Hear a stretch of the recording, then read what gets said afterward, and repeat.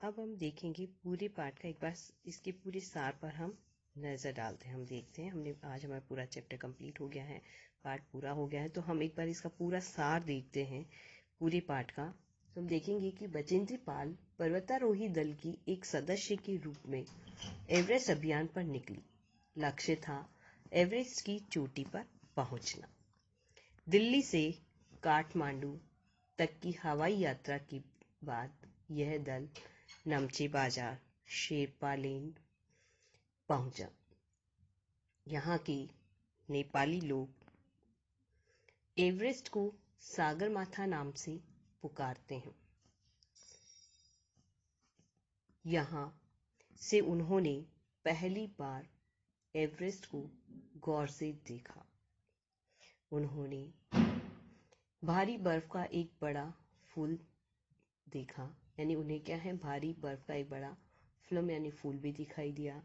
यह पर्वत शिखर पर लहराता एक ध्वज जैसा लग रहा था, झंडे जैसा लग रहा था। उन्हें बताया गया कि यह दृश्य, यानी कि इस ध्वज के बारे में उन्हें बताया गया कि ये जो दृश्य दिखाई दे रहा है, ये दृश्य शिखर के ऊपरी सतह के आसपास 150 किलोमीटर अथवा इससे भी अधिक की गति से हवा चलने के कारण ये ध्वज बनता है। बर्फ का ये ध्वज 10 किलोमीटर या इससे भी लंबा हो सकता है, यानी बर्फ का ये जो ध्वज है, ये जो झंडा है, वो क्या है, 10 किलोमीटर या इससे भी ज्यादा लंबा हो सकता था। शिखर पर जाने वाले प्रत्येक व्यक्ति को दक्षिणी पूर्वी पहाड़ी पर इन तूफानों को झेलना पड़ता था, यानी इन बर्फीली हवाओं को झेलना पड़ता था, और वो भी तब जब विशेषकर कैसा मौसम हो, खराब मौसम में। अब खराब मौसम में क्या है, वहां पर कई सारे क्या है, तूफान आते थे और कई चुनौतियों का उन्हें सामना करना पड़ता था। अब क्या था, उस ऐसे में क्या है कि एक उन्हें बीच में ही सूचना मिली कि हिमस्खलन के कारण एक शेरपा कूली की मृत्यु हो गई थी, और ऐसे ही क्या उन्हें सब चीजों की जानकारी मिली। तो ये सूचना क्या थी कि बचेंद्री को डराने के लिए, यानी बचेंद्री पाल को डराने के लिए पर्याप्त थी, यानी काफी थी।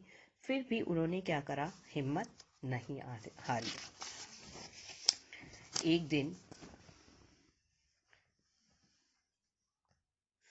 दिन उनके कैंप में पहले एवरेस्ट विजेता के साथी शेरपा तेंजिंग अपनी छोटी बेटी के साथ आए थे। उन्होंने दल के सभी सदस्यों से अलग अलग उन्होंने मुलाकात करी थी।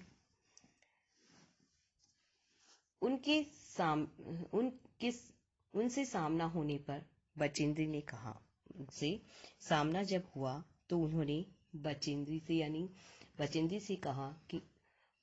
ने कहा कि मैं एकदम नौसिखिया हूँ, यानी मुझे इसके बारे में कोई ज्यादा जानकारी नहीं है। इसके जवाब में तेंजिंग ने बताया कि जब वे एवरेस्ट पर चढ़े थे तब वे भी नौसिखिया ही थे, यानी उनके जैसे ही नौसिखिया थे। चोटी पर पहुंचने से पहले उन्हें 7 बार उतरना भी पड़ा था, यानी लेखिका तो प्रथम प्रयास में ही पहुंच गई थी, लेकिन वो कहते हैं कि उन्हें तो क्या है, 7 बार नीचे उतरना भी पड़ा था। और उन्होंने उन्हें विश्वास दिलाया कि क्या है, कि तुम तो पूरी पक्की पर्वतीय लड़की हो, तुम पहली बार में ही क्या करोगी कि एवरेस्ट फतह कर लोगी, यानी पहली प्रयास में तुम एवरेस्ट पर चढ़ जाओगी। उनका कथन सच सिद्ध हुआ। इस अभियान के अंतिम पड़ाव तक आते आते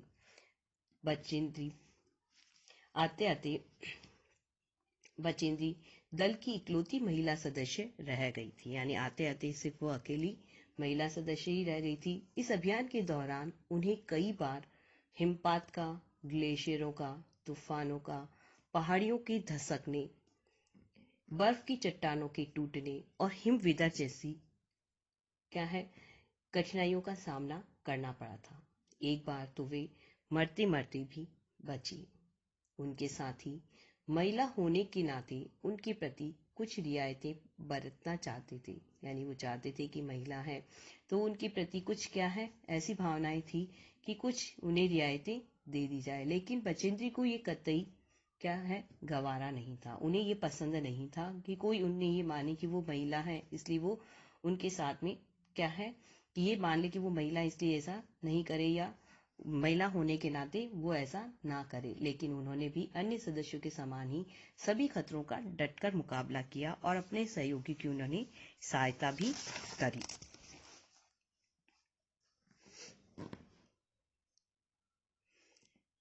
जरूरत पड़ने पर साथियों को मदद भी पहुंचाई। जब वे दक्षिणी शिखर के ऊपर पहुंची तब वहां हवा की गति बढ़ गई थी, यानी बहुत तेज हवाएं चल रही थी। तेज हवा की झोंके भूर-भूरी बर्फ के कण चारों तरफ क्या कर रहे थे, चारों तरफ कणों को उड़ा रहे थे। आसपास का नजारा देखना भी दूभर हो गया था, यानी आसपास कुछ भी उन्हें दिखाई नहीं दे रहा था, नहीं देख सकते थे, इतनी भयंकर वहां पर बर्फ उड़ रही थी। थोड़ी दूरी पर कोई ऊंची चढ़ाई नहीं थी। अब उन्होंने देखा थोड़ी दूरी पर उन्हें कोई चढ़ाई दिखाई नहीं दे रही थी और ढलान एकदम सीधी नीचे चली गई थी। उनकी सांस मानो रुक गई हो, यानी एकाएक उन्हें ये विचार आया कि सफलता उनके बहुत ही क्या है, करीब है। वह 23 मई 1984 का दिन था कि दोपहर के 1:07 हुए थे जब बचेंद्री पाल सचमुच एवरेस्ट की चोटी पर खड़ी थी। वे पहली भारतीय पर्वतारोही महिला थी जो एवरेस्ट की शिखर पर खड़ी थी। अपने दल की ओर से भी वे ही सबसे पहले वहां पहुंची थी, यानी पूरा दल था उसमें से भी वही सबसे पहले वहां पहुंची थी। एवरेस्ट शंकु की चोटी, यानी एवरेस्ट शंकु की चोटी पर पहुंचकर उन्होंने सबसे पहले फावड़े से कुछ जगह समतल की, यानी अपने आप को स्थिर करने के लिए उन्होंने जगह बनाई। अपने आप को स्थिर करने के लिए उन्होंने जगह बनाई। फिर घुटनों के बल बैठी, बर्फ पर अपना माथा लगाकर सागर माथे के ताज का चुंबन लिया। थैले में से दुर्गा माँ का चित्र और हनुमान चालीसा निकाली।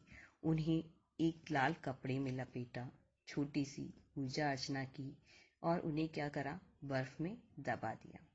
इस दौरान उन्हें क्या है, अपने माता पिता की याद आई। होता भी है कि जब हम किसी कार्य में सफलता प्राप्त कर लेते हैं तो हमें अपने माता पिता की याद आती है। तो उस वक्त उस आनंद के क्षणों में उन्हें भी अपनी माता पिता की याद आई। अपने साथियों के पहुंचने पर तिरंगा भी उन्होंने फहराया। साथी पर्वतारोही लाहटू ने उनके हाथ में वॉकी टॉकी भी दिया जिससे कि वो नीचे कैंप में बात कर सके।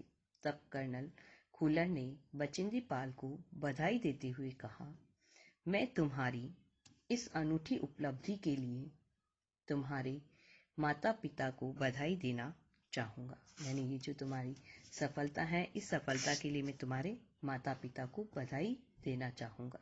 देश को भी तुम पर क्या है, गर्व है।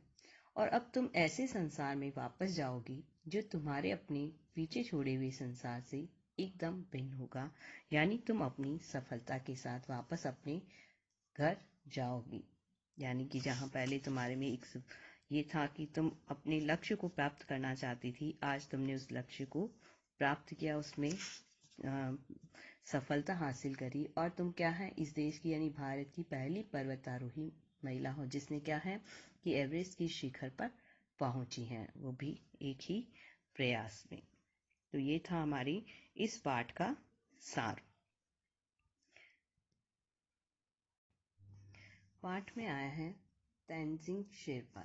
मैं तेंजिंग शेरपा के बारे में थोड़ा सा बता देती हूँ कि तेंजिंग शेरपा को 1935 में एरिक शिफ्टन के साथ पहली बार एवरेस्ट अभियान पर जाने का अवसर मिला था।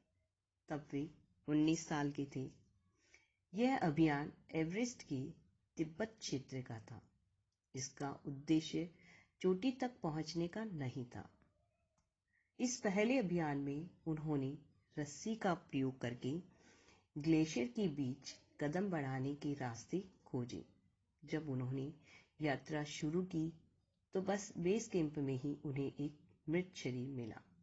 उन्होंने मृत शरीर को वहीं दफना दिया और पास रखी डायरी उठा ली। इस यात्रा में मौसम बहुत अच्छा था।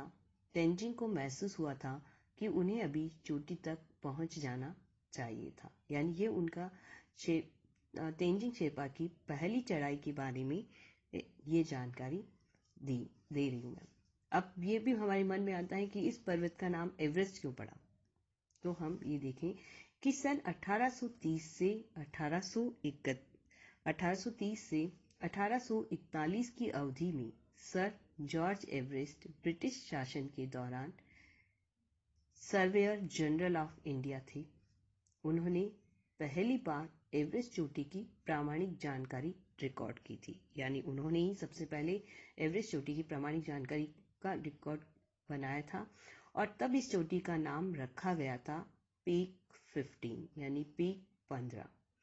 बाद में सन 1865 में सर जॉर्ज एवरेस्ट को सम्मानित करने के उद्देश्य से इस चोटी का नाम माउंट एवरेस्ट रखा गया था। यानी 1865 में जब सर जॉर्ज एवरेस्ट को सम्मानित किया गया तो सम्मानित करने के उद्देश्य से ही क्या है, इस चोटी का नाम भी माउंट एवरेस्ट रख दिया गया था। तो ये थी जानकारी कि इस पर्वत का नाम एवरेस्ट कैसे पड़ा और तेंजिंग शर्मा की पहली चढ़ाई के बारे में जो जानकारी है वो मैंने आपको दी है।